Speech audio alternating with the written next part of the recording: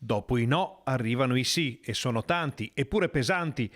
Il progetto del Tribunale della Pedemontana incassa l'appoggio di Alberto Stefani, ex sindaco di Borgoricco, paese dell'Alta Padovana che rientra nel territorio di competenza del Tribunale.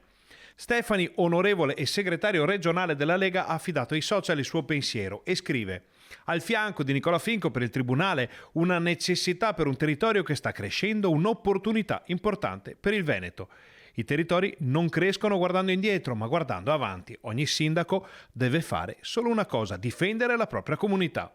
Un attacco, una bacchettata neppure troppo velata ai sindaci che hanno firmato la lettera per il guardasigilli Carlo Nordio, chiedendo che il Tribunale della Pedemontana non veda mai la luce.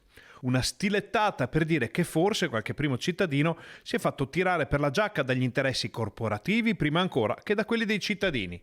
Ma Stefani non è il solo che fa sentire la propria voce. Il consigliere regionale Giuseppe Pan conferma il suo sostegno al progetto e sottolinea come il territorio meriti servizi adeguati.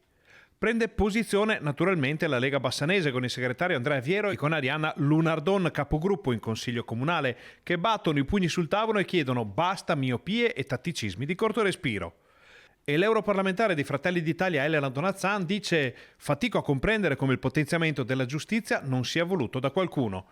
Il Tribunale della Pedemontana andrebbe esattamente nella direzione di efficientare e comporterebbe un evidente miglioramento per la situazione economica del territorio.